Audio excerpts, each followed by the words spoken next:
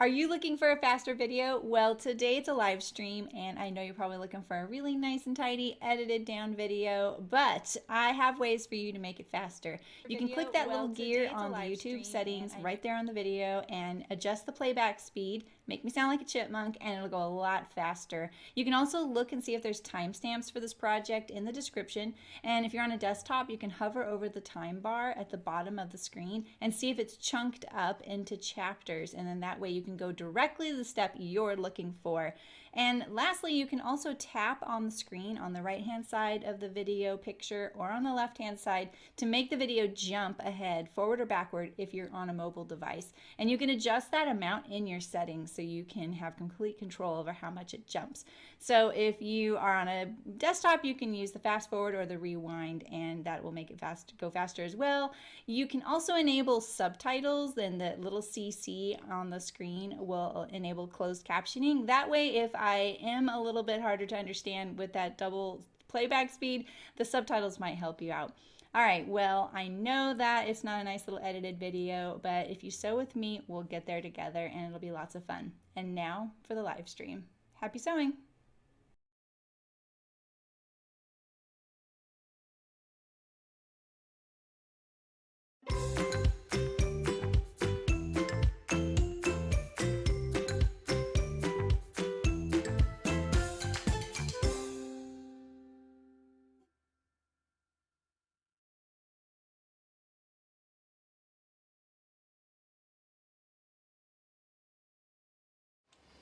Hello.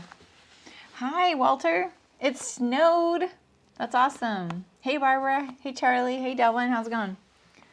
Happy Thursday. Wait. Barbara. It's Thursday, isn't it? Yeah. I'm pretty sure it's Thursday, Barbara. Hopefully it doesn't foul things up for you. It's so weird because yesterday I was like, it feels like Thursday yesterday, and now you're telling me happy Wednesday. Oh my goodness. Trying to keep me on my toes, I'm pretty sure. Hey, Lynn. Hey, Carrie, how's it going? Is everything sound and look okay?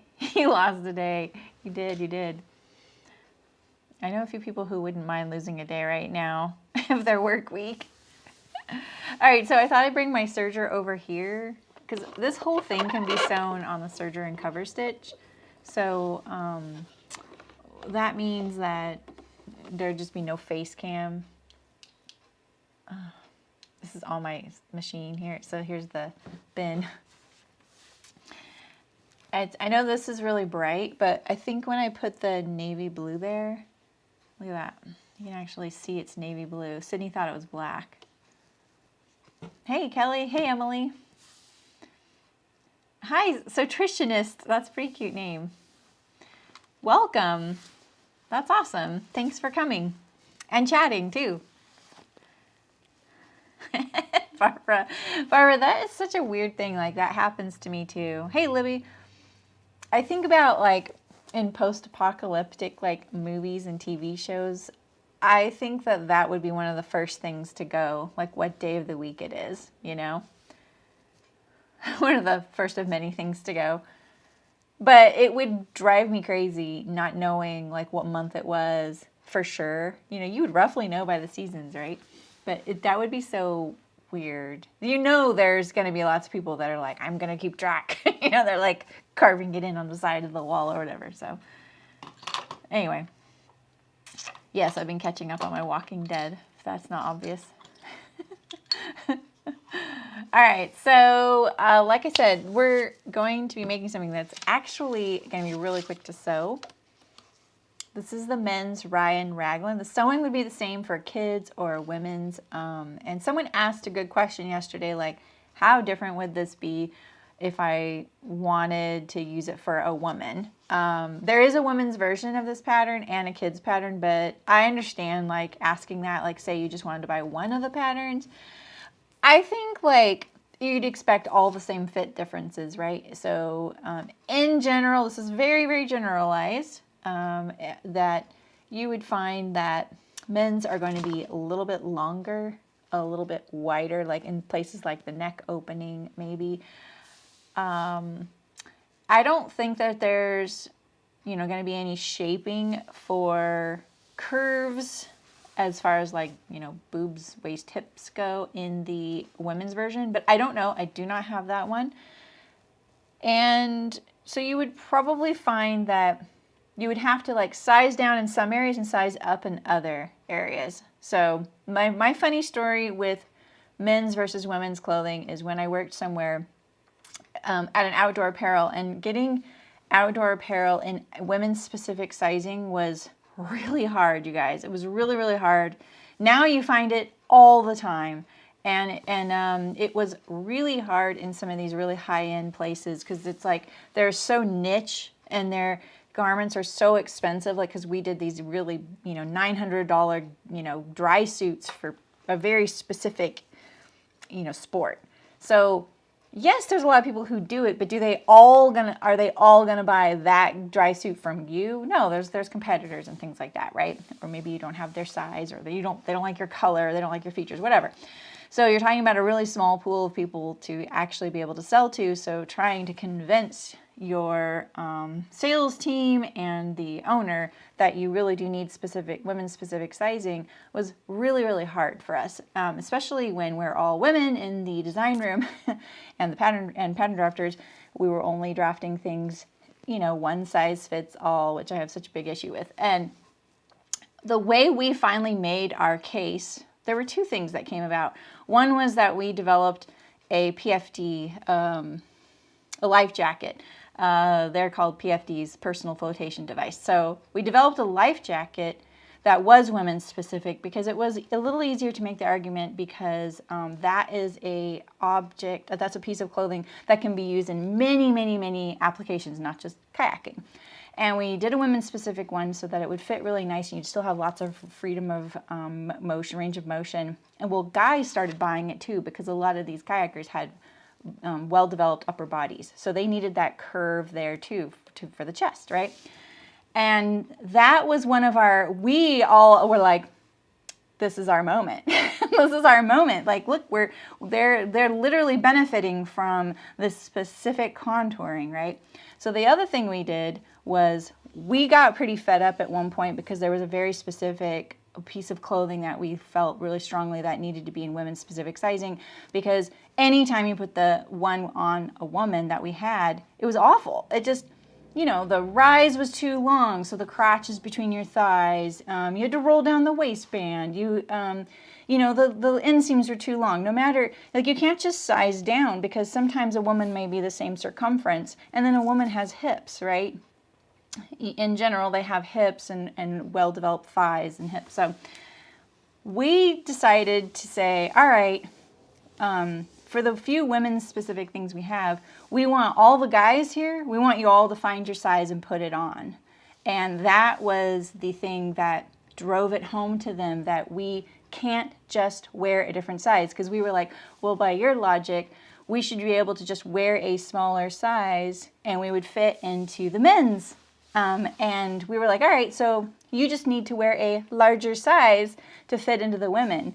And they instantly, when we said that, you could tell the gears kind of shifted in their head and they were like, oh yeah, this isn't going to go well for us. And it didn't.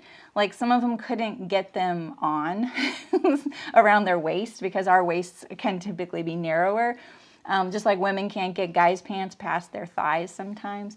So it was pretty interesting, and it's such a good illustration of how there is no one size or unisex sizing because it's really curvy versus straight, right? So anyway, nice, Nicole. So I just said all that just because I feel like you know the differences that are going to be on a men's versus women's pattern. I'm making this in a loose sweater, so I feel like a loose sweater would actually fit me fine. Like, I can see myself borrowing this from my husband. So, because we are roughly, I'm bigger than him, but we are roughly the same height and stuff like that. So that's awesome, Nicole. Congratulations. That's really cool. Poor Elise, though, you know, the fact that they're, you know, it's just all these shipping issues for so many people. Hey, Terry.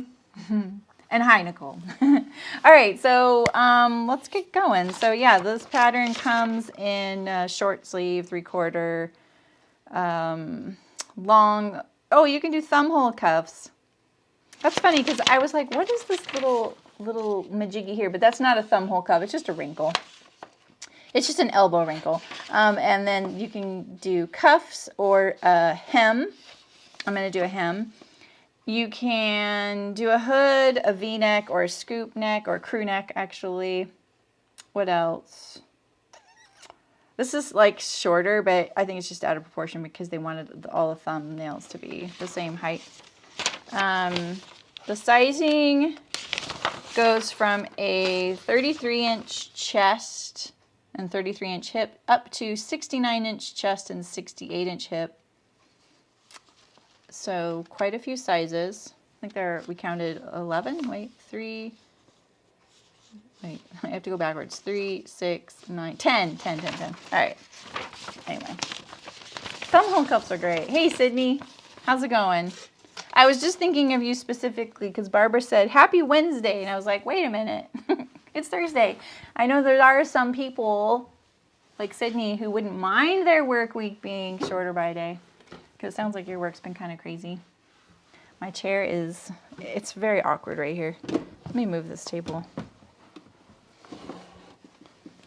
This is why I never commit, like even when I've had a spare bit of money and I could buy maybe some sewing specific or specific furniture for my room, you know as soon as you do that, you're going to want to rearrange or add something else. So I do tend to use just a lot of like secondhand stuff around here. Yeah, let's not do Wednesday again. All right, so let's get to it. I'm kind of hesitating because it's going to go so quickly. I don't know how to make it longer. So the body we have here, we're going to do the side seams first. So my order of operations for this is going to be side seams, underarm seams of the sleeves, armholes, neckband seam, neckband to body, hems. That's it. I'm hoping that's similar to how it's sewn in the instructions. Just flicker. Did you guys see that? Hi, Sarah. How's it going? Why did my screen just flicker? And why is it dark? Is it darker now? Is it darker now? Did it just change? Did it just go back to default? What the heck? No. We like that a little bit, right? You're stuck in a loop. What the heck? Yeah, it did for me too. It kind of flickered. I don't see anything at the bottom here. I'm gonna open the performance window. Your stream quality is good. Oh, a minute ago it said it had disconnected and attempting to reconnect.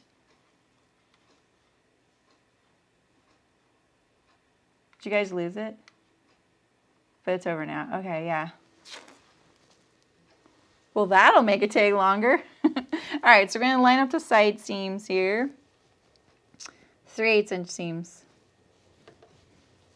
You're stuck in a loop. Oof, that sounds terrible, honestly. Oh, the machine is so far away. My face cam got way better. Oh, how weird.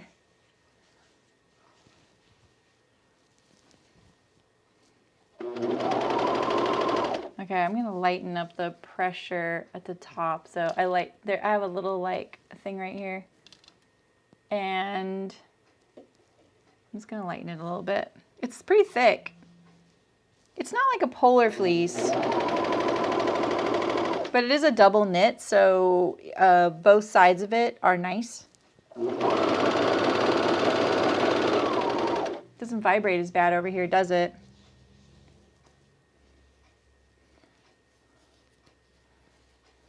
Back, right?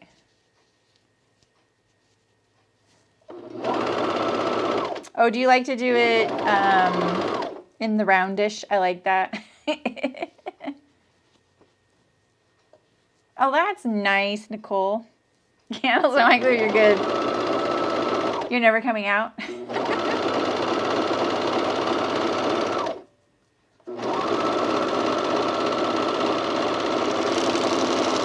The last place we lived had this really weirdly shaped master bedroom. It was kind of shaped like an L. And we decided to put another little chair and TV up there, because then that way we could each watch something different. And that was always the joke. Like, if I would have just had a fridge and a microwave, I would have never had to go downstairs.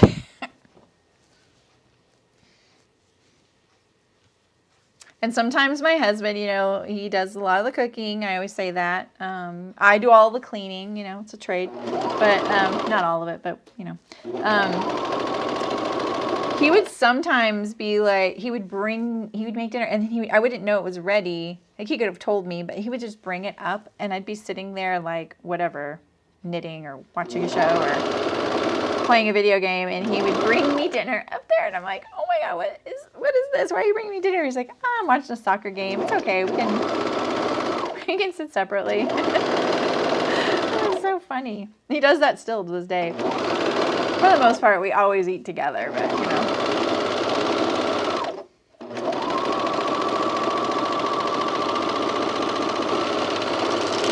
This fabric is a little thick, so you can see I'm trying to manage it. See, look, it got a little bit off right here. Oh, you guys were talking about the bisque trousers. Oh, hey, Derek, how's it going? Wet and chilly. It must be your fault. Oh, man. It's so cold in Scotland. You froze the stream, Derek. Wow. Nice, Sotritionist. Well, we're glad we're here. You're here. We won't tell anyone you're taking a break. All right, so this will have to be evened up right here. So I'm just going to do it right now since it's on my mind. It's kind of a chunk. But I'll just gradually blend that in. Check the other side and make sure it didn't happen over here, but I think I did pretty good over here. Yeah, it's fine. We have a little bit of the tail, and that's it. All right, so yeah, I like to, I mean, I know it's a raglan, and people would say you don't have to set the sleeves in, but I do. It still makes the sleeve function better and more comfortable. Okay, so I'm going to sew the sleeves. I'm sorry, you really can't see a whole lot of my work surface today. Let's get rid of this thing here. That gives us a little bit more room. So we have our sleeve, and I added one little notch just to remind myself that this was the front, because there weren't any notches on here. So now I just need to make sure that when I'm sewing these underarms, I get a left and a right. So I like to fold them right away, and then I'm going to double check, like this one here has the notch and this one here has the notch. All right, so now we have two, a left and a right. If your fabric has an obvious right side, you won't have to worry about it so much. You just don't want to accidentally have two left sleeves, right? Okay. So when I get down to this, I have to be careful with my little wing here for the hem shape. That a little too bright.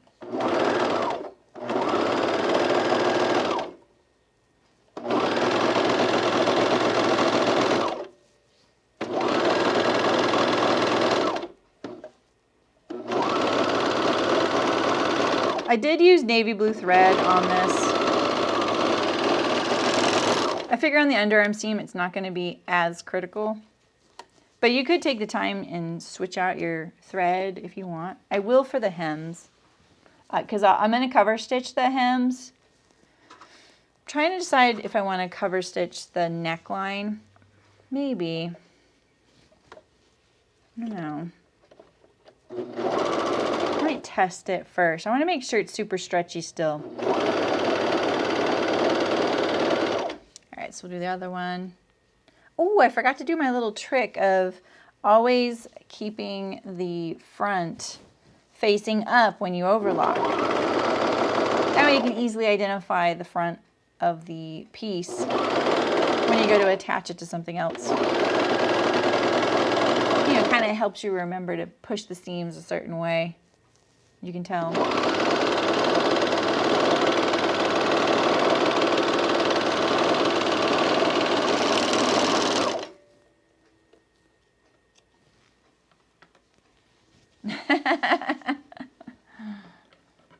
We are Sew-tritionists' last resort. I'm just teasing. Okay. So, we have our 2 sleeves here, and got the body. And here is my front. I put 1 notch on this one as well. It's going to be this one here. So I'm going to turn this sleeve inside out. Stick it in there. Easiest set-in sleeve ever, right? Oh, I got that backwards. It's this one.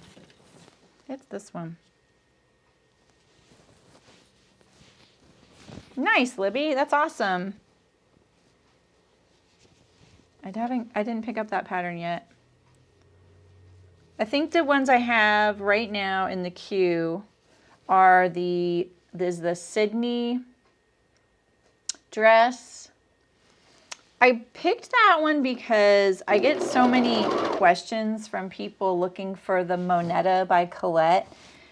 It's kind of surprising that they're not keeping that in print because it's such a staple and there's not really a lot of dresses like it out there. Okay, did I get in there? Oh yeah, it is, okay.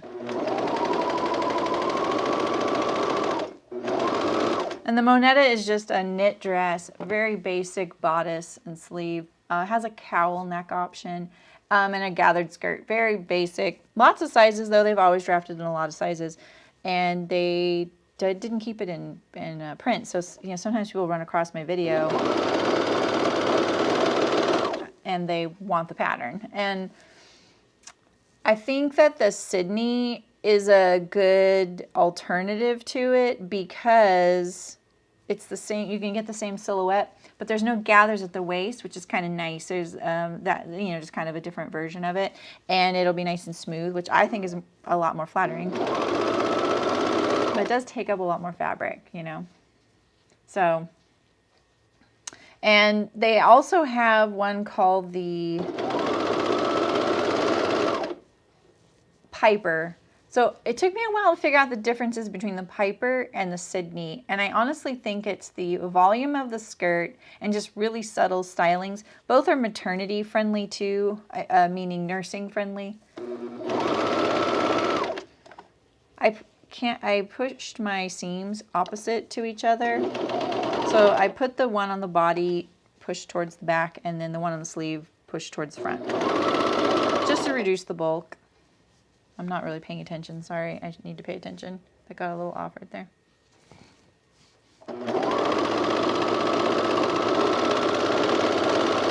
There shouldn't be like any struggle. Just put this sleeve in. The Raglans don't typically have, Raglans don't have ease built in like a set-in sleeve.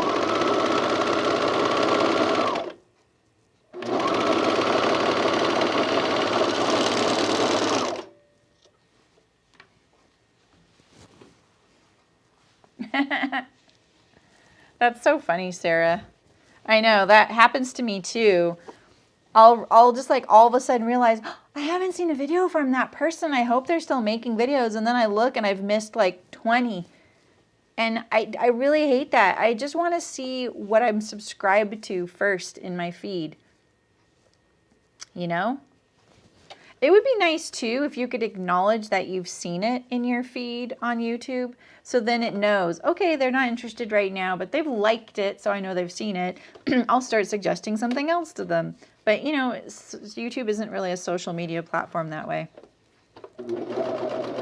This is so weird to sit down and be this close and at this angle to my serger. I'm usually standing up. I'm so used to it now.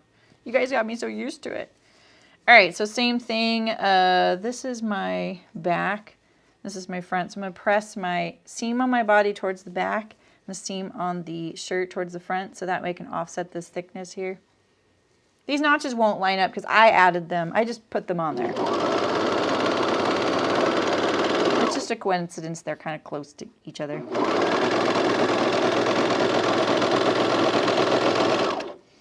If you're doing these contrast types of projects, where you're sewing the two colors together and you're kind of struggling, like, which color thread do I pick? The best way to do it is to test it, because you just never know. And I will say, every fabric's going to act differently, and some are going to show your... Oh, I knew there was something up there. What's going on here? I got a little bit like off at that thickness there. So I sometimes will test it, because also your seam will naturally lay down going one direction more than the other way, and you may want the seam to for sure press a certain way, like towards the darker fabric rather than the lighter fabric. So there's a few things you can think about if you really want to nerd out on it. But in general, your thread color isn't going to be too big of a issue when you're sewing two colors together, because it's touching the darker color anyway. So it's not going to really show up against the lighter color, because the darker color is kind of obscuring it.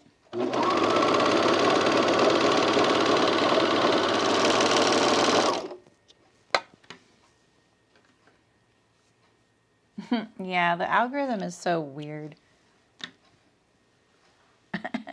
Yeah, Ray, I get those too. I think it's interesting because it'll say, people who like your videos also watch these videos. You guys have some good taste, though. I love it. I found some sewing YouTubers I haven't seen before. So that's cool. All right, let's see how this is looking. I'll push this away a little bit.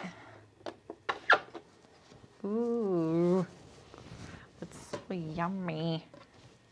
It's looking good.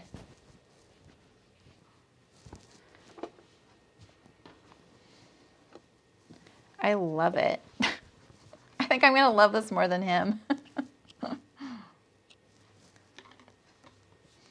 We're not like ooey gooey affectionate people, but he's going to get a lot of snuggles if he's wearing this. Fair warning, right?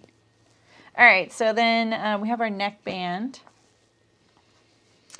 You could single needle this together, meaning straight stitch the seam right here if you want.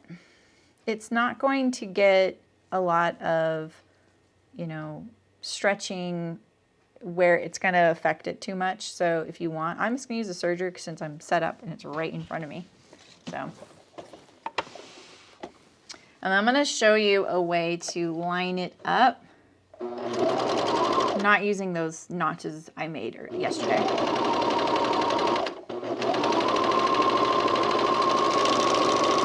So the one reason I don't like seaming this on the serger is that now you have two layers and it's kind of bulky. If you really want to mash this down, like make this less bulky, you could top stitch it down and that would mash it down a little bit, you know, with your straight stitch machine. You don't have to. All right. This feels so small. I'm a little nervous. I'm a little nervous. Okay, so when I put things like this on, I, in general, like to line up the seam to the back seam or a shoulder seam, right? I don't put it to the center back. You can if you want. Oh, YouTube tracking.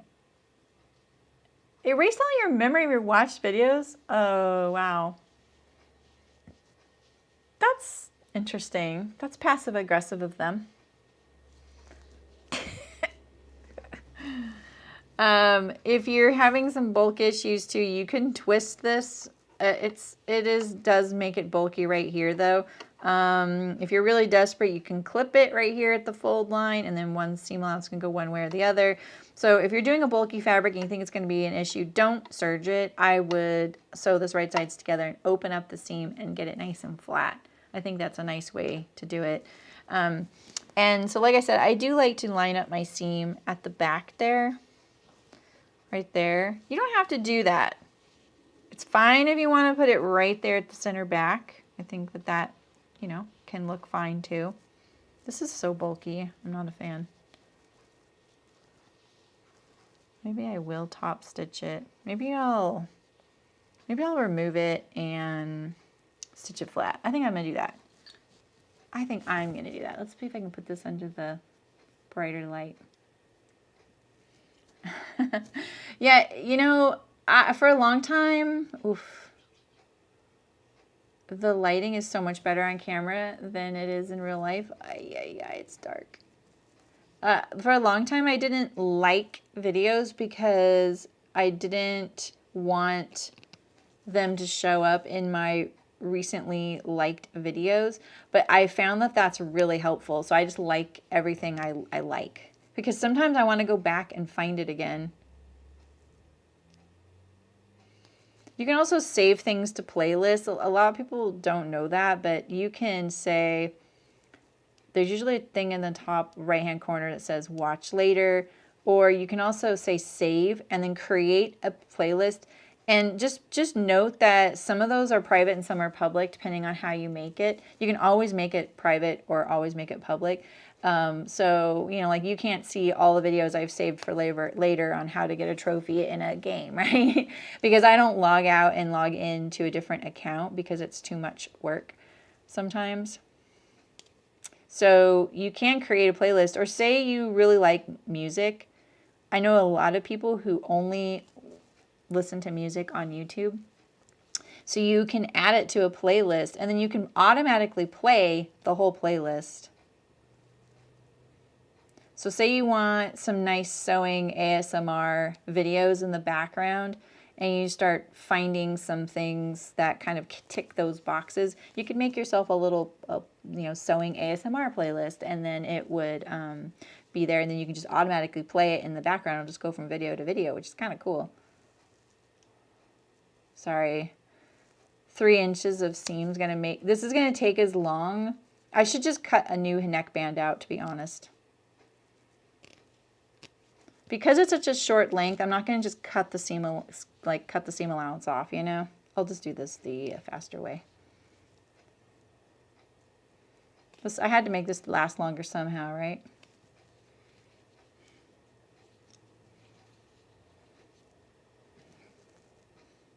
Yeah, you did on purpose. Yeah, I think that's a good experiment to see. Did it come back when you put it back?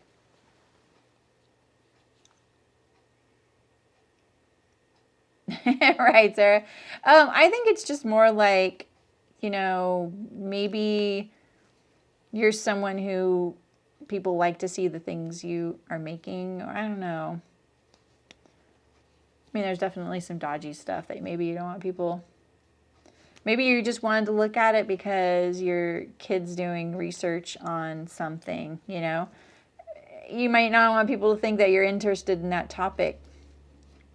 There's a lot of reasons why you can make it private. I do it just to keep all of the videos on my channel, only my videos, so.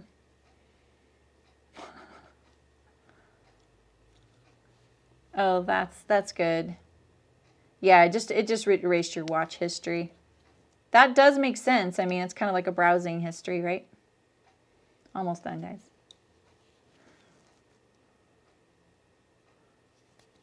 You would have thrown it on the floor. We had to take this out, Terry?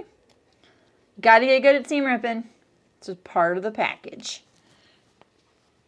My problem is that I feel really blind when doing seam ripping on this color or something this dark. The flickers here, there's a flicker.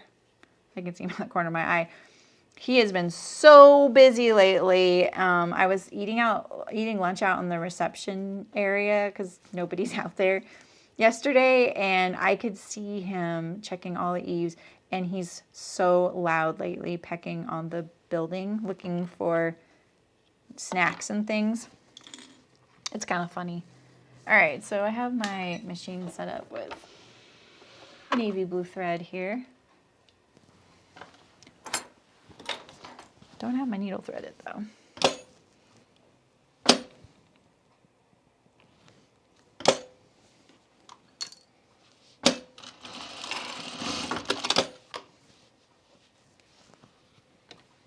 Yeah, seam ripping serger thread. You know, I do too. And so one day I finally, because I was like experimenting with this project once, and it was kind of driving me crazy because I didn't have a lot of fabric, and I had to experiment on the client's fabric. And I just couldn't, I had to keep reusing it until I got to my final one. And I decided that that was the day I was going to figure out how my serger is best to tear apart. It was awesome. It helped me it saved me so much time in the future. All right, so now I can just open up this seam and it'll be a lot less bulky. Look at that. That looks so much nicer, right? That looks so much nicer. Are they crazy down there? My favorite's Canada geese. I love when the Canada geese go over. Is my face video blurry? No one said that. Oh, it is. It's not on my screen. Let me, maybe it happened when we had the little blip. I'm going to deactivate it and then activate it. Hopefully that, I can bring it back.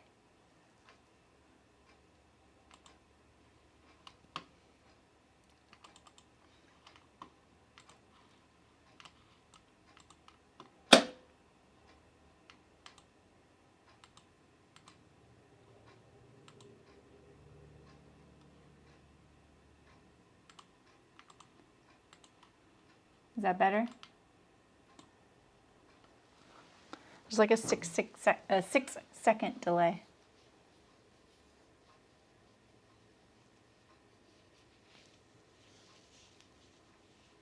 I don't think it worked. The whole video is blurry. What the heck? Why is the internet acting funny? It looks fine over here. It could be a YouTube thing. That's weird. Hey Patty, how's it going? Yeah, sorry guys, it's fine on my end. Yeah, pull the main needle thread, exactly. That's what I did too. I figured it out. I figured out like, okay, what's the easiest way to take out my serger thread? Because not all sergers, you just pull one thread and they go brrr. It's fine for you and yours is clear. Oh, that's weird. Mine's blurry too. Okay, so like I said, you can, if you, give yourself a center notch. You can put a center knot. You can use this back seam for the one and then give yourself a center notch on the neckband. Do this before you start sewing. And then you can just match those two up. If you want to match it up so that the seam is over here, what you need to do is now take your neckline, line it up, don't stretch it. Line up all the raw edges.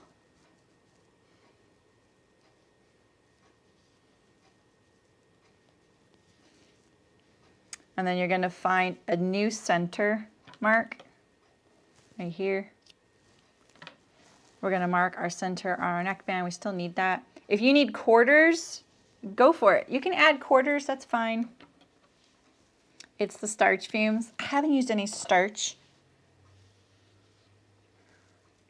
Oh, I don't know what made me think of that, but okay, so I tried that oat milk drink you guys were talking about, and yeah, that was actually pretty good, and I imitated it at home, no problem. So yeah, thanks a lot, you guys. And then I also talked to one of the baristas. I was like, hey, all right, I like that drink that is what was it? What did you guys call it? The pumpkin cold brew one. I said, but it doesn't taste like pumpkin pie. I want it to taste like pumpkin pie. I don't want like one of those really sweet drinks. The pumpkin cold brew is not sweet, which is really nice. Okay, so here's that new center mark, right? And so we're going to make this back seam our center seam. And I said, I want it to taste more like pumpkin pie. Is there a way to do that? And he said, well, the pumpkin spice flavoring is only added to the foam, not the drink. So you could ask for some of the pumpkin flavoring to be in the drink too. I don't know if that stuff's sweet, so it might be worth a try. Just thought I'd pass that on. Brown, it's like brown sugar oat milk with espresso, yeah, or something like that. It was really good. Okay, so let's see. Have I pressed? So you have your armhole seam here. So you usually want your sleeve seam to go toward the sleeve, just like you would on a cap sleeve. And I wouldn't pin this. I would use something like clips. Some people use like hair clips. Some people use binder clips. You can get these, you know, Clover clips. So we'll just put a few of these in here. So I've folded it wrong sides together. Make sure you notch both edges of your neckband when you find the center, because you really need those to line up over each other. Don't want any, you know, torquing or shifting.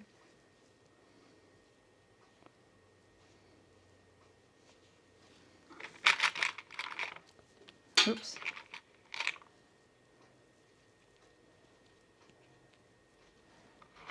Oh, did you try one too, Lynn? Yeah, it was really pretty good. All right, so there we go, right? And so, you know, if you want another one, like I said, if you want quarters or something, what you can do is kind of stretch this out.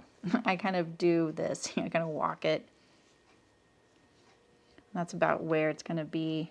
I like having these little landmark locations. I know that was a very unscientific way to do it, but it works.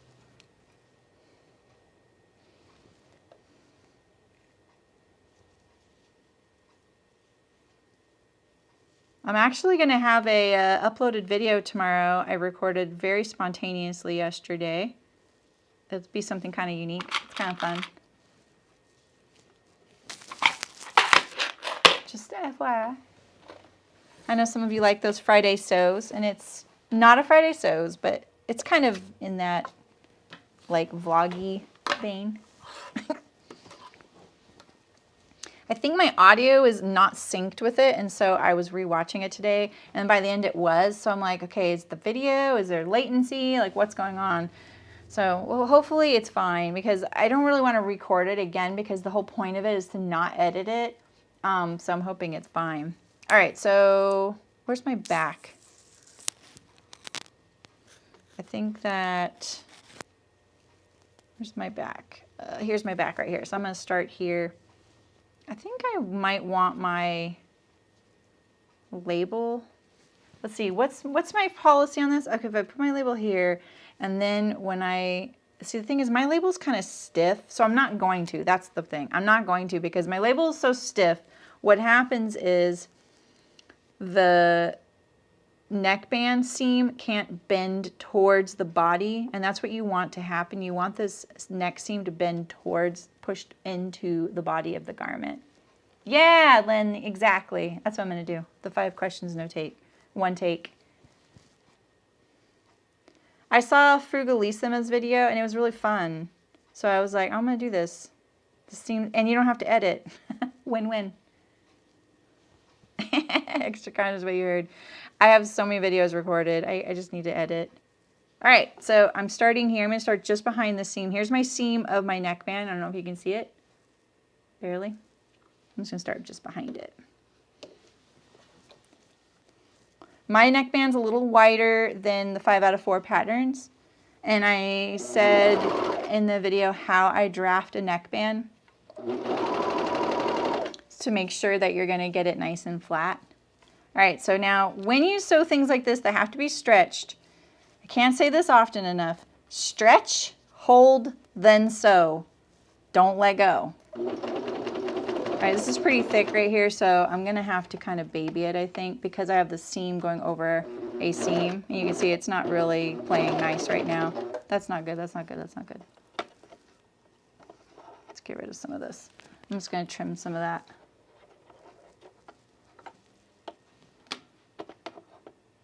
I could have put my seam a little bit offset. It would have helped the thickness. All right. So, like I said, you want to stretch. You're just stretching the neckband, not the body, just the neckband, so that it lays flat on the body, and then sew, and hold it like that while you do it. In other words, you don't want to sew and then start stretching, because you can bend your needle, and it really is dangerous for lots of reasons. The one thing you don't want your machine to get broken over is timing.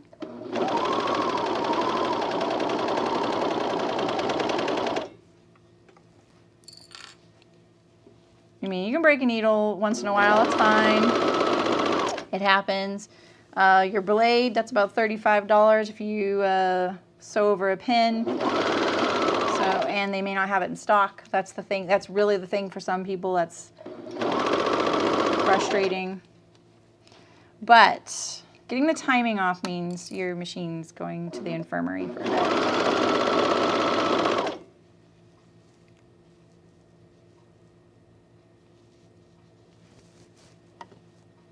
Yes, and that's a good, Sydney's bringing up a really good point. Make sure that all of your layers, you have 3, make sure all 3 are always lined up to the raw edge. This is really thick for my machine for some reason.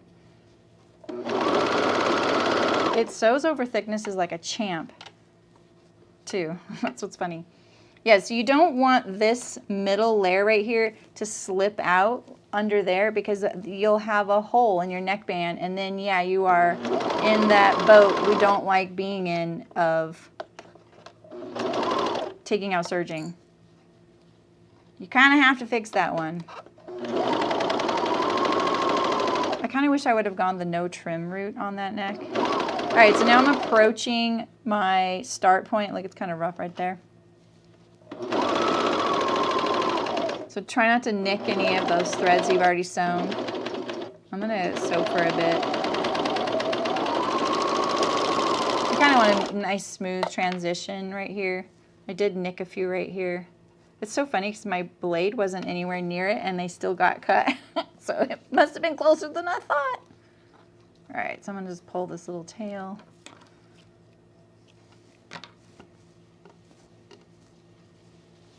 All right, and so now my neckband should lay nice and flat. Look at that. It's pretty thick though, look at that. It's kind of wavy.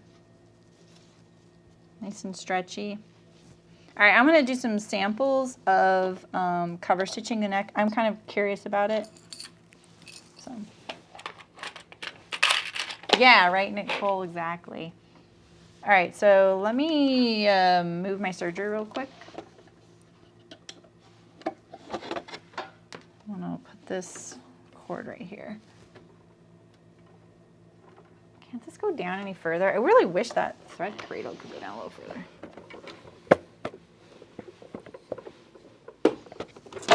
And I'm gonna get some scrap fabric.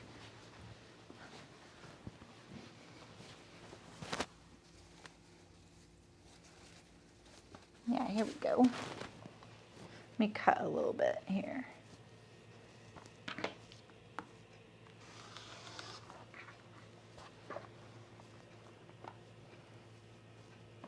See, I want the stretches to be the same, so I'm just looking for a piece that's similar.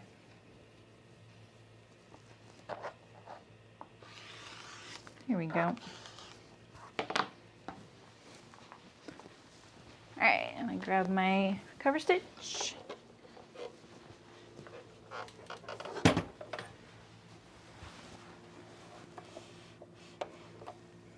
Oh, so bright.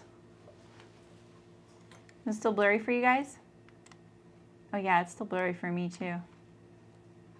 Hopefully that sorts itself out when it's uploaded.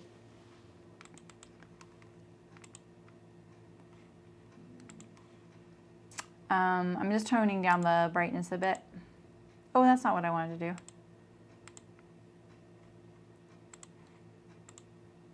Sorry. Here we go.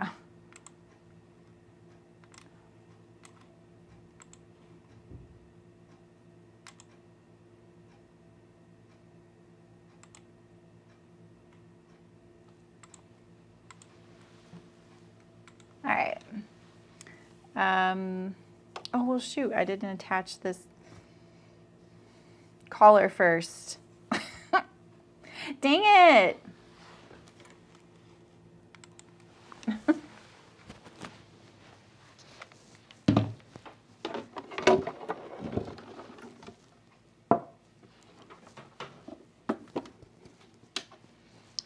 so let's put this collar.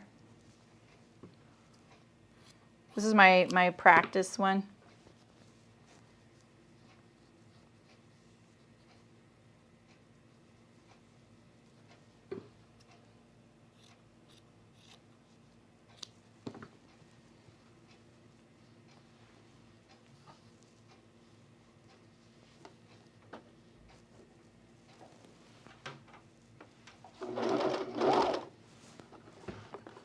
Hopefully it's okay for you guys. All right, I'm just throwing this on here so it's the same exact fabrics and thickness.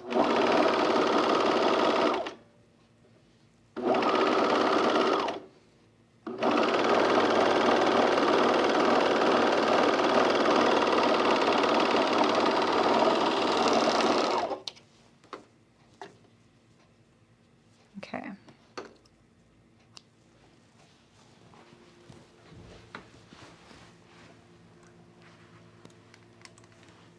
All right, so let's plug in the cover stitch. So this isn't 100% necessary for finishing your knits, but it does give it that kind of ready-to-wear look. And what I'm talking about is sewing a cover stitch either on the body or straddling the seam. I think I'm going to go for on the body only because honestly, home cover stitches, some are better than others. Mine's kind of a middle of the road one. And because you would be sewing, let me cut this so you can kind of see a better cross section. So if you were to straddle your needles one on either side of the seam, this is 3 layers and this is only 2 layers. And so you have this kind of thickness differential. We can try it and just see how it looks. I want to see, so let's try it. The other thing about it is that it can really look wiggly if you aren't making sure you're on either side. That's awesome, Nikki. Yeah, I think they're pretty fun. I mean, I don't think they're necessary, but they're nice. Okay, mine seems to be sewing it no problem, but I'm having trouble keeping it centered. Let's go a little slower. All right, I'm gonna switch to just on the body now. I wanna see what that looks like too. This machine's a little faster than my serger, or something about it. Okay, I'm gonna focus on keeping this lower foot. My foot does have these little pressure, what do you call those? You know. So I have a little bit of cantilevering happening so that I can have different thicknesses. Whoa. Maybe that's why it went okay.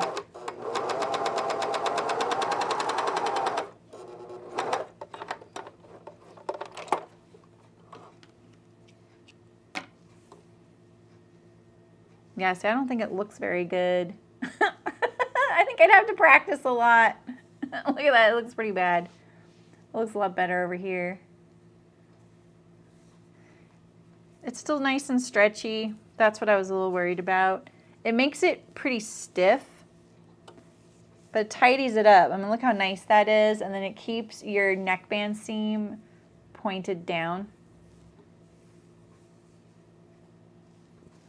So let's see, I have navy blue thread and 2 colors. So this is how it's gonna look on the sleeves, and then on the front and the back, it won't look like that so much. It'll be kind of nice to kind of tidy up these cut threads I got when I overlapped, plus the thickness was just so much.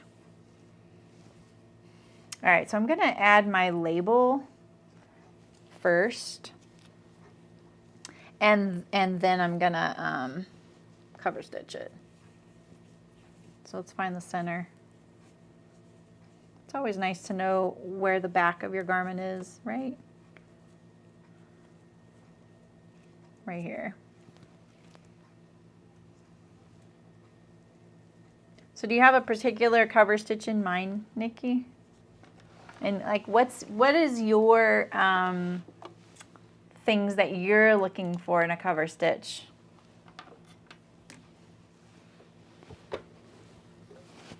I'm kind of curious. All right, so this is my neckband. I'm gonna lay this under the neck like this and just tack it in place.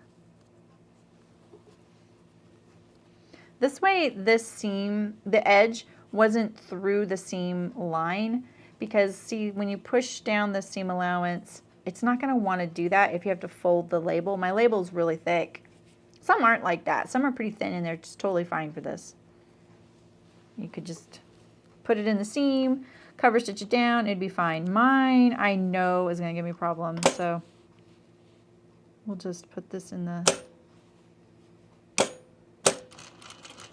just in the seam allowance.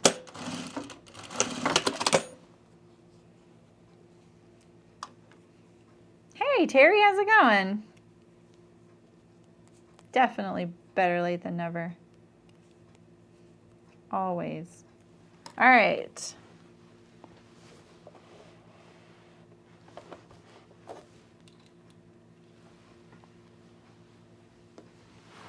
Nice, Nikki. Yeah, I think just look at the things you want to sew and which stitches you want to do and wear and what fabrics. I think that's, for me, I wanted it to go over seams, no problem. So like if I'm doing a hem in the round, and I definitely think having 2 needle widths is nice. This one has I can do triple needle on this as well. And I do think that sometimes the spacing of the 2 widest, it's pretty wide. I think it's probably standard, but it does seem pretty wide to me. But then I can have the triple option, so maybe that's how they can fit it in there. All right, so I'm going to start on the back and in the navy blue because I'm not crazy. Oof, that is a thick seam there. Wish me luck. I'm going to line up this presser foot along this edge here. And I'm going to mash the heck out of this. Doesn't sound like it's sewing.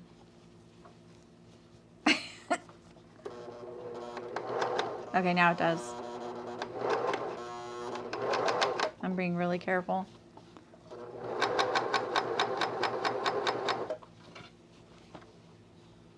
I'm just kind of gently pulling a little bit so that the neckband is nice and flat.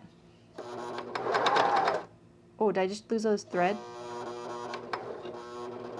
Did you see that? Did you guys see that?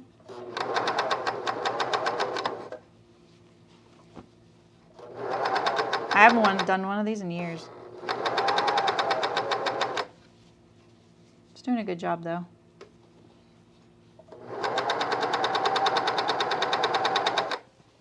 So I'm just keeping it, just focusing on this 4 inches, like I always say, just focus on what's in front of you, get that situated, stop, and then get your next section situated. And when I get to these little lumpy bumpy spots, like I said, I'm pushing the seam allowance towards the body, and I kind of, make sure the seam allowance of the sleeve is pressed towards the sleeve, and kind of just, mash all this and smooth it all out. And I don't know if you can see this, but when I pull this a little bit, it puts the neck at a point here. Try not to let that happen. You don't really want that. Just kind of get this line nice and smooth of your neckline. This is another thickness. I'm always nervous about thicknesses. I think it did skip a stitch, but I can't tell. I saw it do something funny. Right, Nikki? Yes, sewing is a tricksy mistress. She's expensive.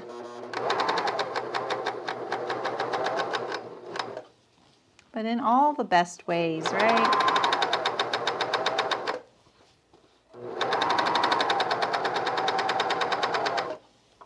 Okay, we're back at the beginning.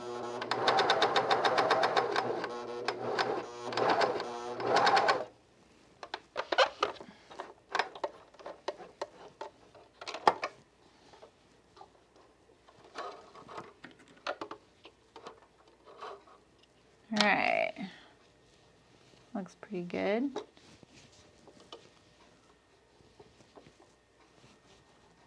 Phew. All right. Let's get rid of these threads. Usually I trim the threads from where I started when I approach, but I actually didn't see them, which is kind of funny.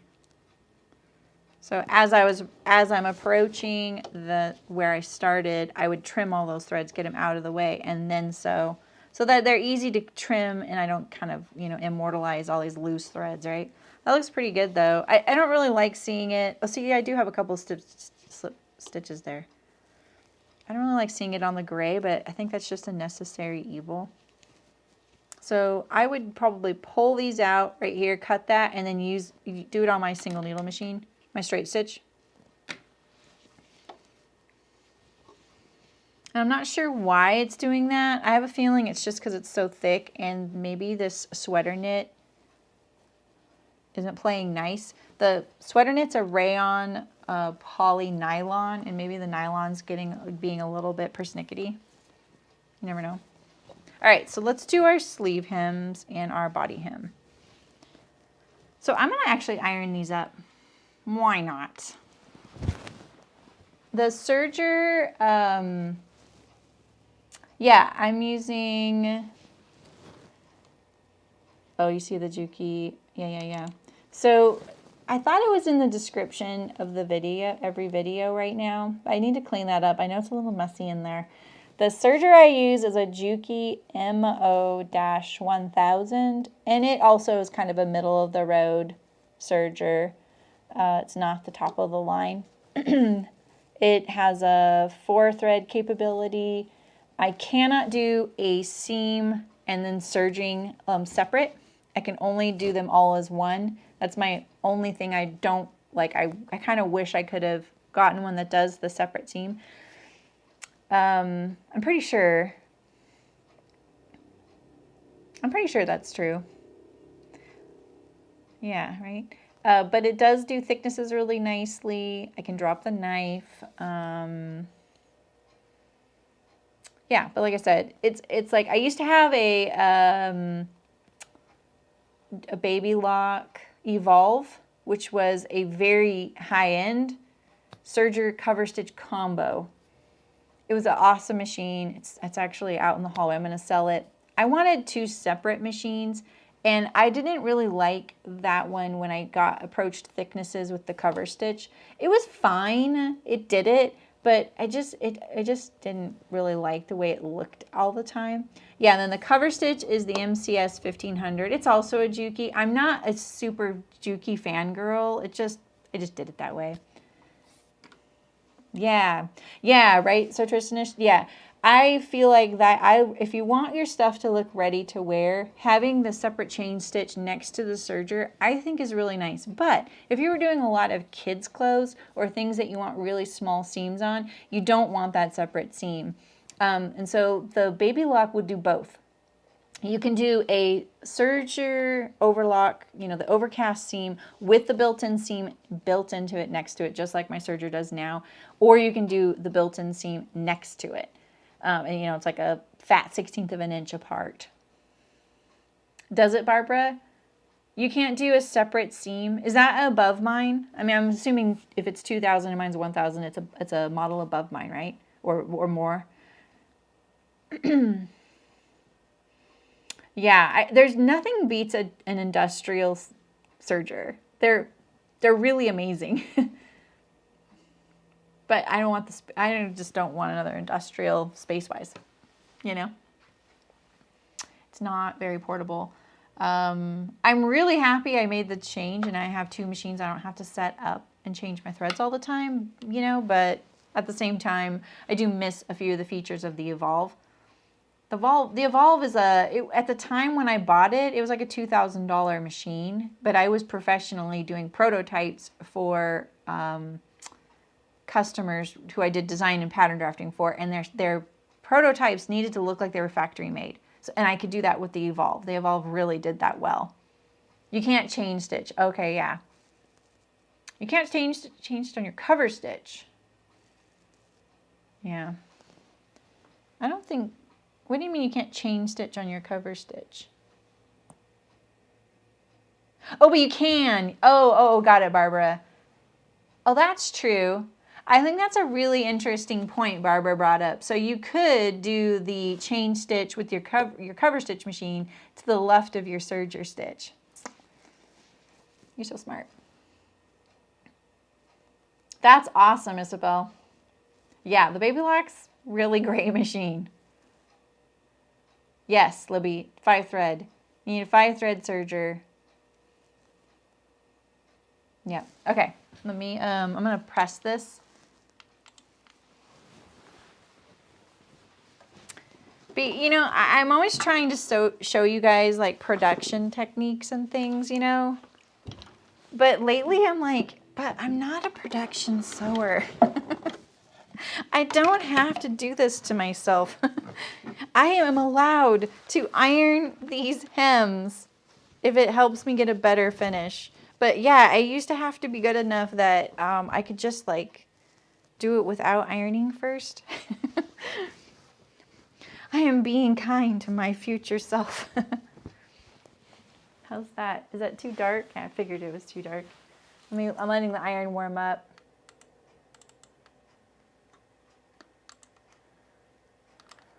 And I'm not an expert on sergers and cover stitches. I really am not. And I'm pretty, I'm pretty decisive. I don't like spending a ton of time researching, so I whittle it down pretty quickly.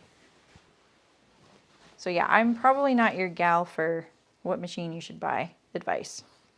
You know? There's lots of great info out there, and there's also lots of sugar-coated info out there, and that's what you got to be careful of. Being an ambassador for a machine is awesome, but at the same time, you are going to feel pressure to say nice things. I would totally feel pressure to say nice things. I'm just being honest. They gave me a machine, you know?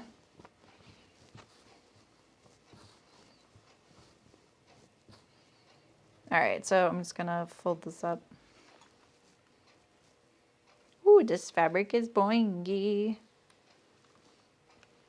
I want to turn up the heat, but you know, because it's not 100% natural fiber. I'm a little nervous too. Definitely getting that little bit of shiny factor too. This fabric doesn't feel like it would want to be pressed, to be honest. But we'll try. We're gonna try. I just determined which was the front and which is the back. That's the back, okay.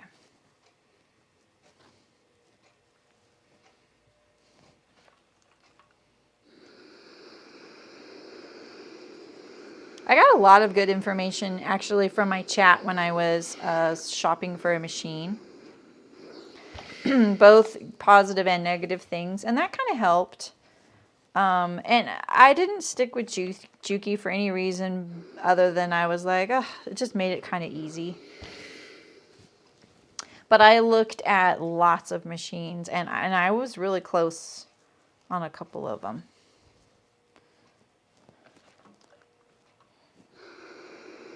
I mean, I think the worst thing that could happen is that you aren't a big fan and you sell it and you get a different one.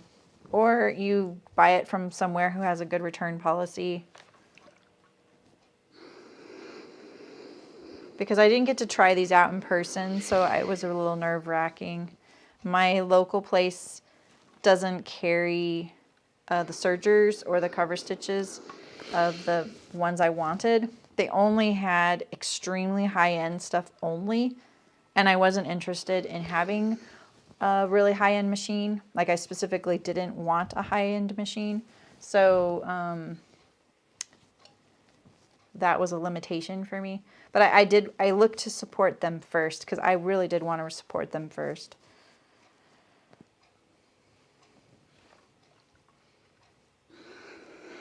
Even though they're kind of weird, to be honest. All right, so let's see. Sorry I can't see chat right now if you're talking. This is a little hard to iron. it's not like really interested in being ironed. So I'm just going back and making sure some of these are a little straighter.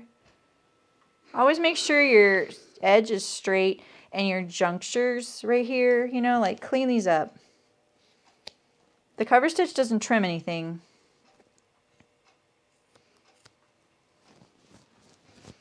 And it'll just stick out past the edge if you don't.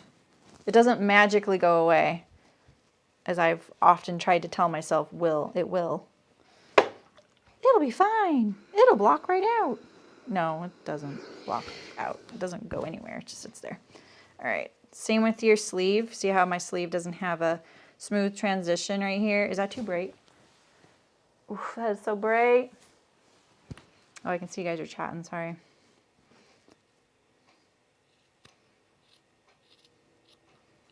All right.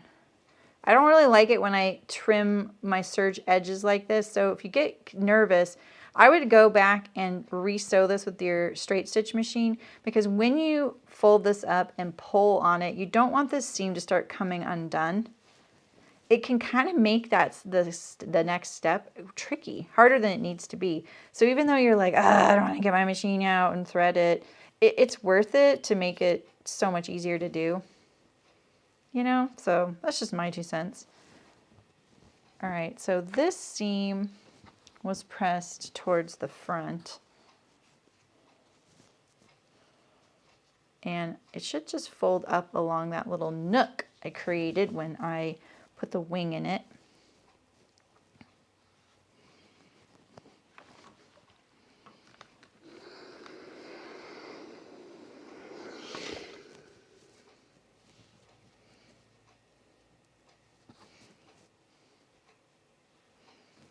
Okay.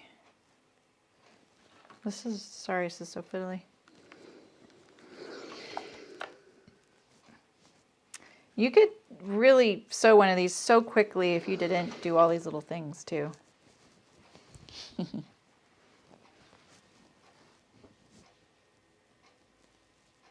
right, I have this towards the front. Yeah, okay. That way I don't twist my seam, because I did push it to the front at the underarm. So I'm just kind of keeping it in line. The twisting won't be a big deal, but on the Ryan Raglan without the adjustments I made, it's a lot closer fitting. I wouldn't say there's negative ease, but there is very little. It's like the same as the person's measurements.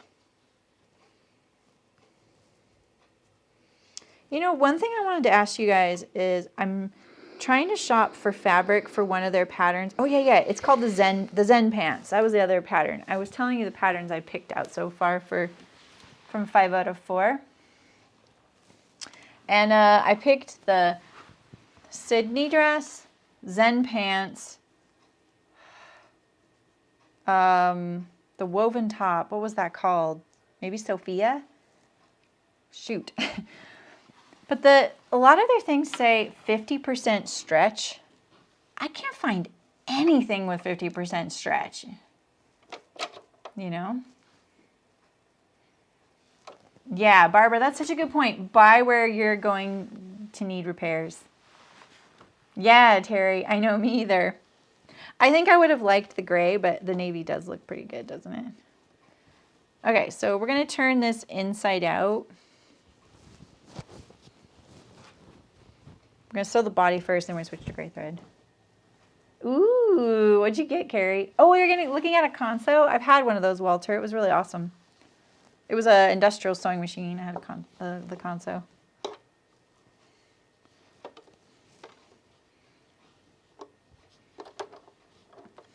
All right, let's put the presser foot up. And I'm going to... So, let's measure. So my hem is 3/4 of an inch, right? So if we measure where that is on the machine, it's this mark right here. I don't know if you can see, there's a line on my machine right there. So theoretically.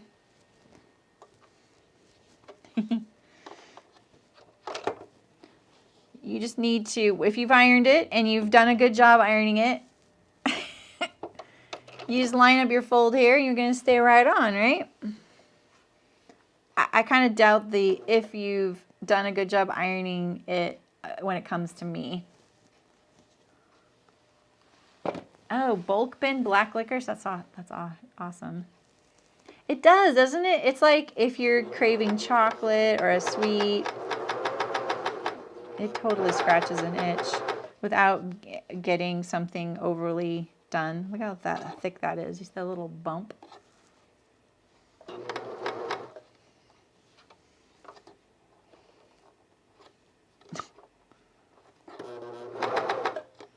There we go.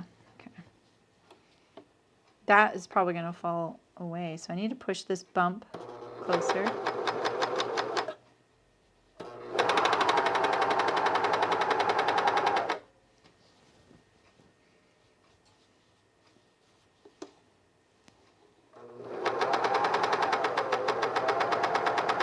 I'm looking right here, and I'm just trying to keep my edge lined up to this groove on the bed of the machine.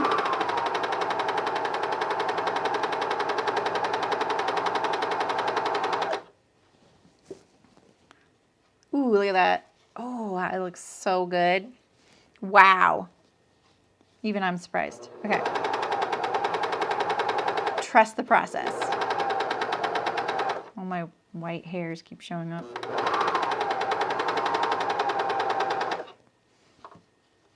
All right, I'm getting to one of these bulky seams again. It's so lumpy. Where's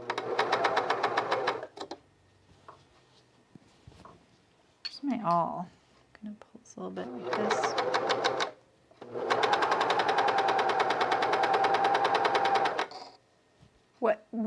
What is that in my thread? My thread has a knot in it. What the heck? Look at it. My thread is tied together as if it's a skein of yarn.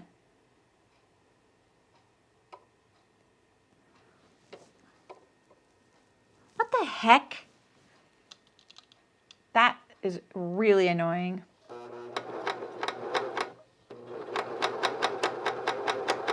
And now my machine sounds really weird.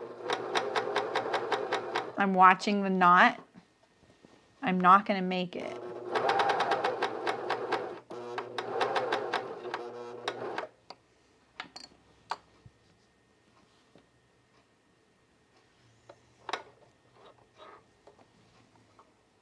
That is literally triggering for me.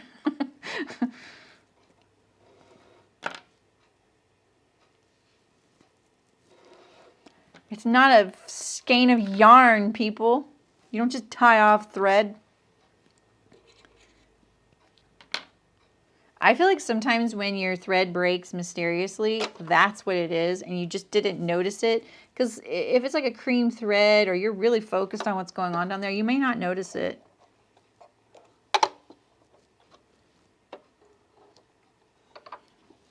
So I'm going to do that. And then I'm also going to mark where this was at so I can go back and look at it later.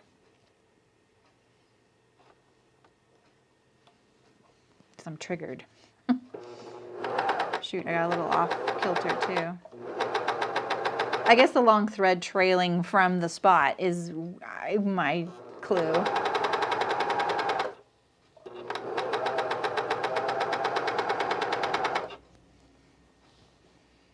Sarah, sewing drama.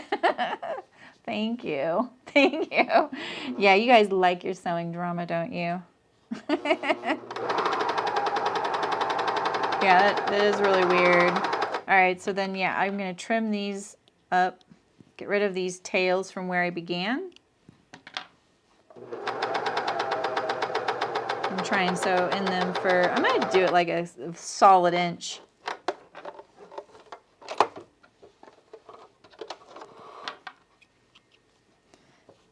So you can't backstitch a cover stitch, so That's kind of your only option. You can see when I started, I was a little crooked. Right here, see that? Can you see that? So doing a little bit more than that inch kind of gives me an opportunity. I can pull out these stitches so that it looks straighter. We'll do that with a light. I'm going to trim this. This is my little start spot as well. Let's see how it looks. So see, look, I did even up my edge and still that little blump still goes to that edge. So yeah, if you don't even, it's really going to show. But this looks pretty good in a lot of places. I'm happy with that.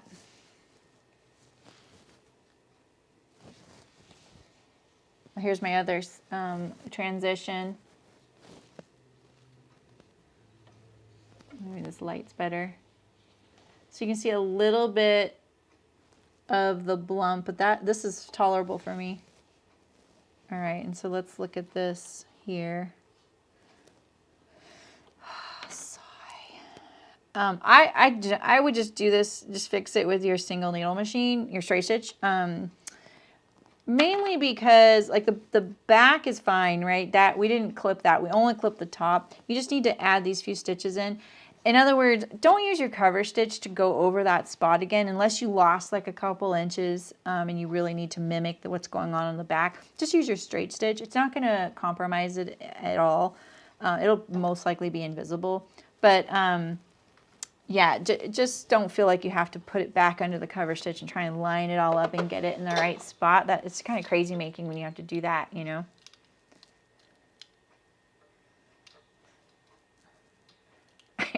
I shouldn't have done that with my right hand. I'm better at doing that, adjusting with my left hand. All right, so I'm just going to sew across this little spot here. Hopefully this is the same navy blue. I don't think it is. It was just my left needle. And then I'm going to trim these back here and we're good. All right.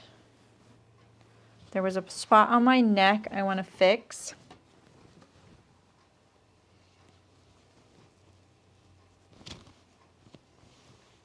Right here.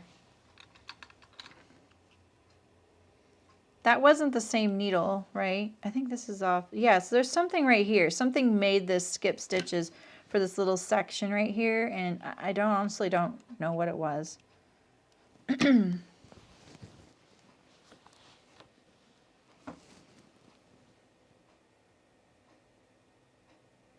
Oh, yeah, you can totally do that, Barbara. Some machines are easier to do than others. I can't remember if it... Oh, come on. I don't like that. Sometimes it looks like you're lined up, but you're not. All right, let's see.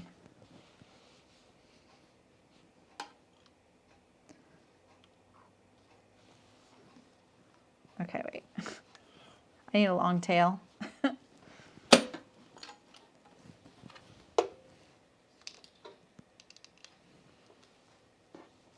It's so dark. Sorry, guys.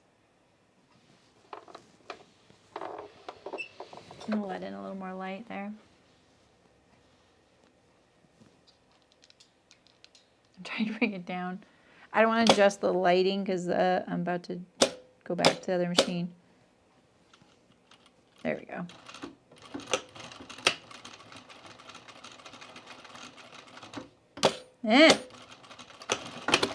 The sweater, man, it pushes it away.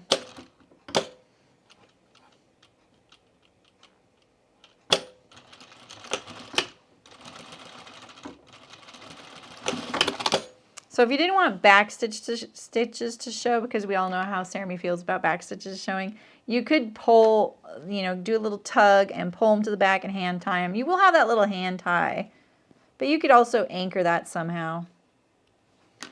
All right, at least now I know it won't come apart, and it's, it's on his sleeve. We'll know it's there, but we won't tell him. All right, let me get some gray thread, and we'll do our sleeve hems. I need to get better too, Isabel. I'm totally out of practice doing cover stitch hems. I just haven't done them for a few years. So that's why I'm setting myself up with the like ironing. And I think, you know, trusting the guide is really helpful too. Like this, I put this on here for something else we did where I just lined up my garment to there. What was this for? Was I with you guys when I did this? Can't remember.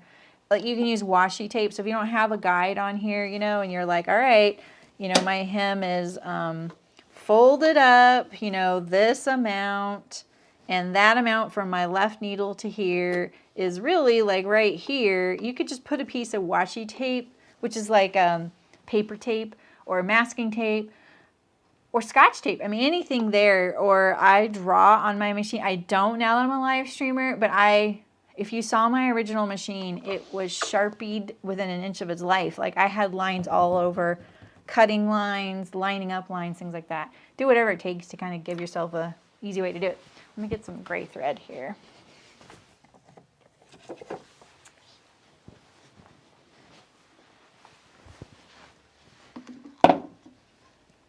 All right.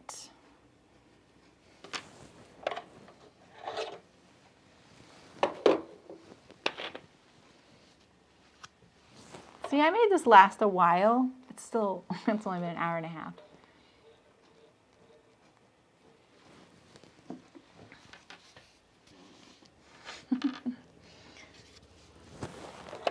That spool of thread is really old too. Pretty sure. Yeah, it is. There's no recourse. I mean, if they heard people complaining about that, they'd be like, well, it's got to run out sometime, you know. But yeah, they will absolutely do that. Oh, I tied this to the wrong one. There we go.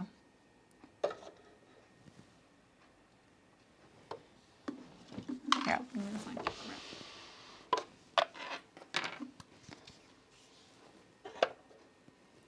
I lost my thread back here. Did I cut the wrong one? I always cut the wrong one when it comes to this back thread. Always. And this time I was like, that time I didn't cut it.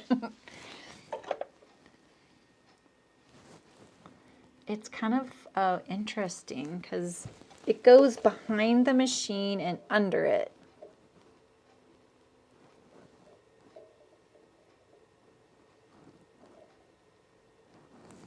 Don't mind my cut. I live dangerously. You guys know that. Or recklessly is probably more accurate.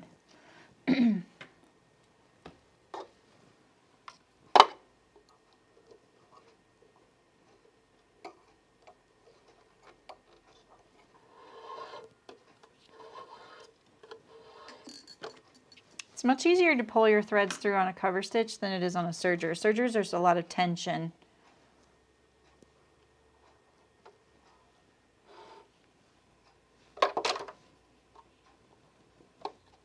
This one doesn't have the automatic threader like my serger does, but that thing it's very finicky. I haven't gotten it to work lately.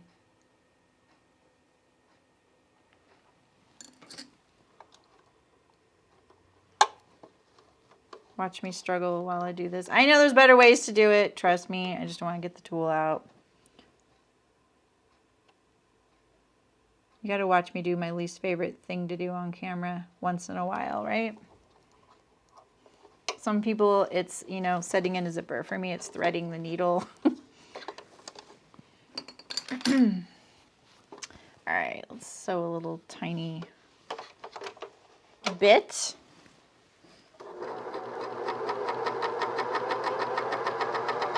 I wish there was an easier way to get the threads through that hole of the presser foot.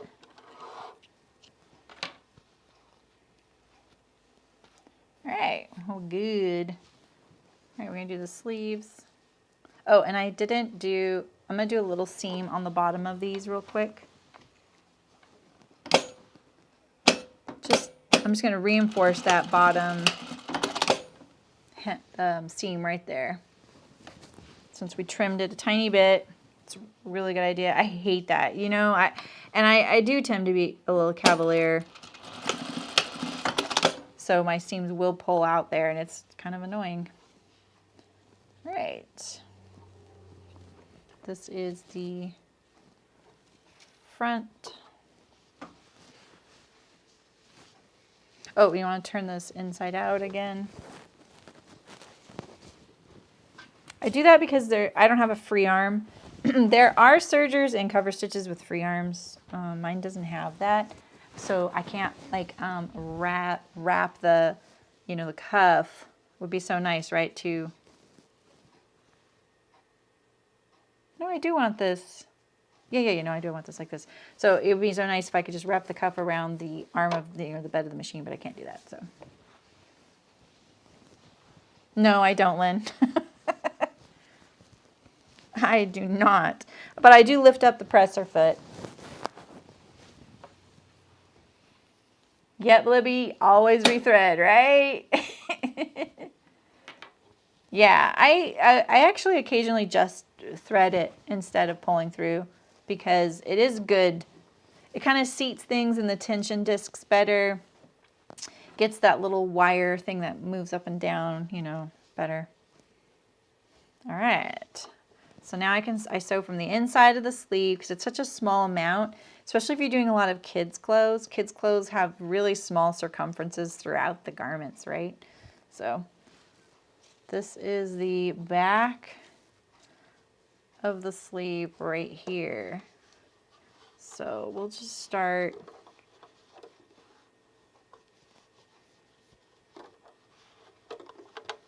just past this seam.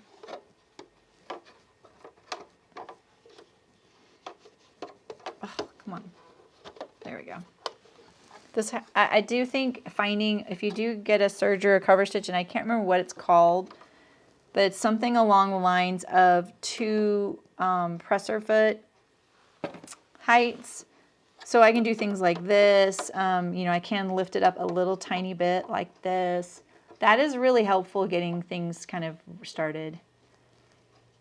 No, it's a double knit sweater fabric. So it is kind of thick.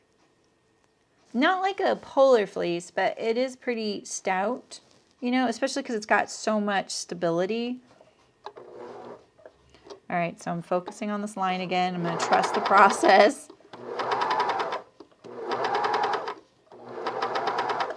Ooh, my edge, I can see my fold just kind of blumped out right there. I can't tell if that's where I corrected an ironing thing or what. All right, so now I'm at my thickness here. So I'm going to kind of arrange this all nicely, smash it. I'm going to push that there. And I'm going to trim all these threads.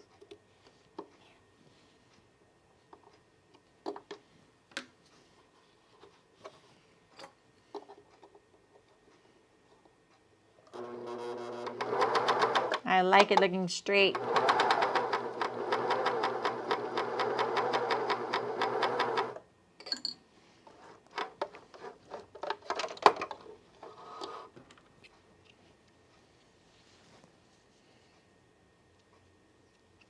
They have this recycled wool sweater knit that looks really nice too. Do you guys remember when I made that? Well, that was pretty good. A little blue thread poking out there. Look at that. See, trusting that line on the machine, it's key. So yeah, find the width of your fleece, your hem, I mean. Find the width of your hem, put your needle, line it up with this cut edge, and then find on your machine a line to line up this edge, and then, you know, theoretically, this all should be good, right? All right, where's my front? There's my front. All right. A lot easier to slide in when I don't have to go back past that seam.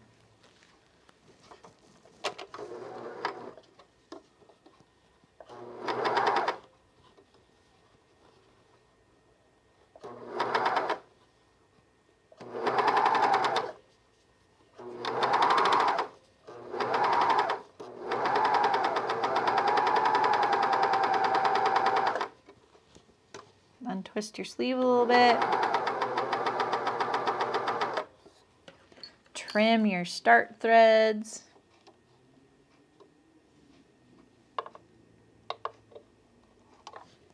I waited a little long there.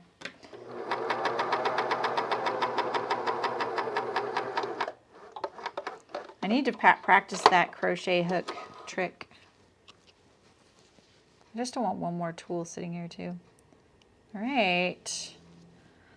Ooh, the sweater knit really like kind of seats the stitches nicely. That looks good. Look at that. See? I keep getting this one little, I bet these little navy blue threads are when I just evened up or, you know, finished the seam again. Nice. Cozy, cozy. You did, Emily? Oh my gosh. Oh, I thought that was Vicky that asked about the fleece. Hello, Viddy. How's it going? All right, this is for my husband, but let's try it on. We can try it on my dress form. How's that? So sound still with the microphone. Come here. Is that going to be blurry for you guys, though? Did it ever sort itself out? It is blurry for you. It is for me. I don't know about for you guys, but it's still pretty blurry for me.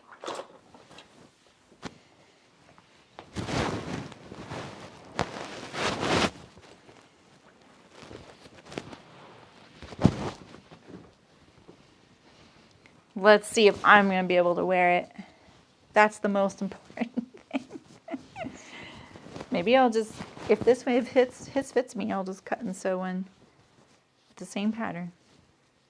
Maybe shorter arms.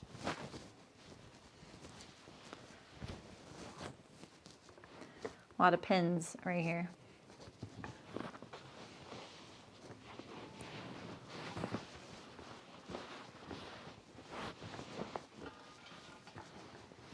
Oh my gosh, it's so grabby on my dress form. There we go. Okay.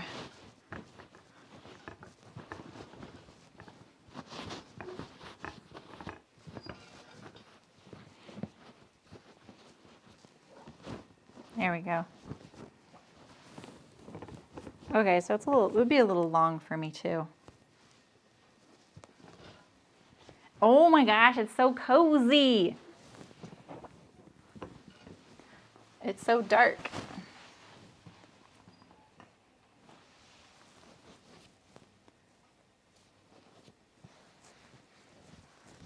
Yeah, that would be a little long for me, don't you think?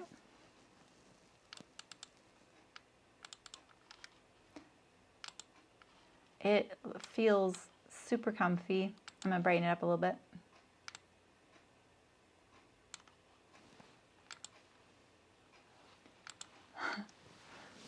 It's still a little dark, but yeah, so like if she's my height right now, so that would be pretty low on me. She's a little, there we go, right there. That would be pretty long. That'd be like right here, you know?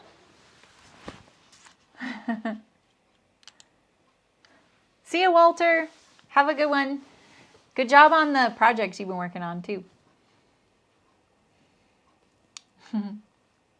Yeah, so. Cool, that was fun. The color I got, it's kind of like a golden brown orange. Yeah, it's definitely tunic length. And my husband might want me to shorten it. We'll see. But it would fit me.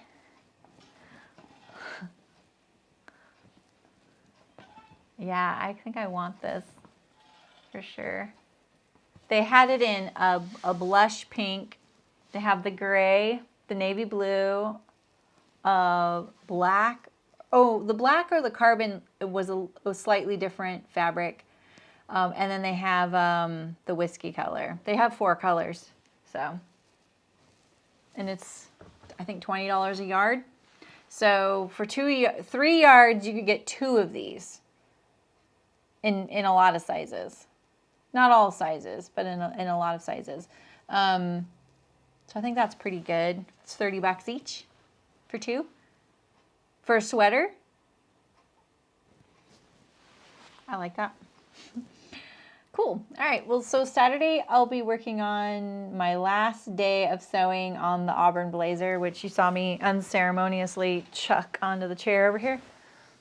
It's on the home stretch. Let's check it out. Let's move you over here. And why is your, it's so weird how some of us have blurry.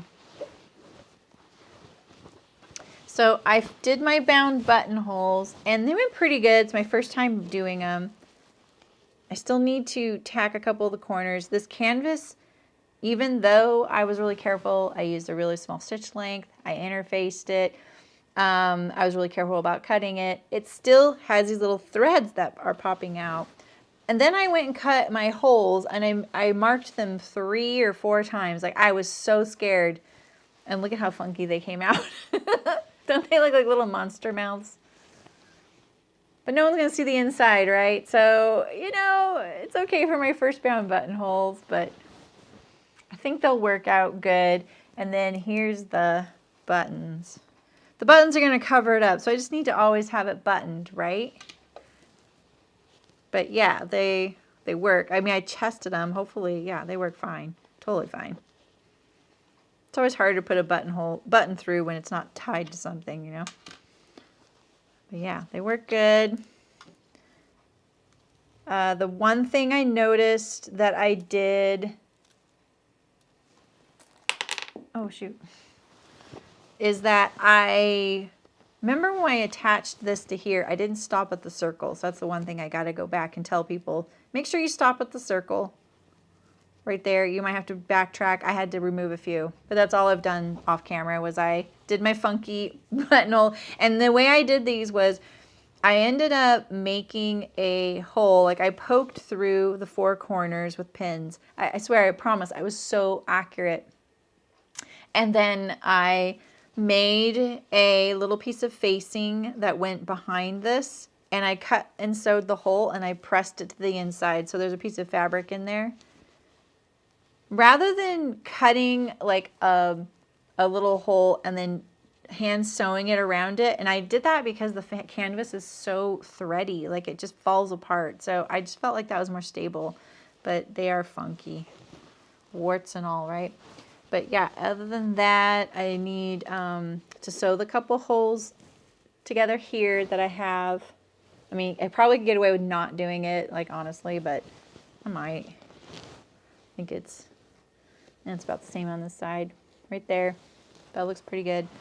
And then I need to, yeah, we're gonna sew this last part here. We're gonna stitch the collar to itself along the neckline. We're gonna sew the sleeve hems to the lining. And I'm gonna do some pressing. I need to do the chain stitch or a ribbon between the lining to the sleeve, armhole, sew my buttons on. I think that's everything. So we're going to do that on Saturday. They are jazzy buttonholes, aren't they, Mario? We'll just look at them from this side. This one, it looks even in person, but on camera, this bottom looks much thicker. So I wonder if I can kind of fix it to where it looks more accurate. See, look at that. You can really, you know, change the way things, fabric is very malleable. So yeah, got my welts with a pocket fabric that no one's ever going to see. And I think that's everything, isn't it? Oh, I had to edge stitch or understitch right here to finish my buttonhole facings.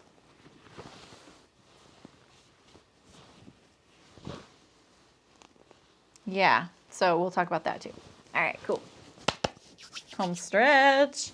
And then next week, I'm sewing the Mercer top by Sewing and the City. And then Saturday, I have a free day. I'm going to do the modifications for the Ideal bag that I want to make. It's a free pattern on my website if you want. It's a pretty ambitious one, but I promise it's really fun to sew and it's not that hard. It's just a lot of pieces that you don't have to use all of. It was a custom bag you guys designed, so you can pick and choose which features you want on yours. I'm definitely going to customize it for me. So, and then that way I'll have a bigger bag to carry to and from work. The pocket bucket's just not cutting it lately. So, all right, you guys, thanks for coming. And I'll see you guys on Saturday. Have a good Friday. I'll have an uploaded video tomorrow. Yeah, I'll have an upload video tomorrow. I'm going to go home and edit it right now. So, yeah. Okay, see ya. Bye, guys.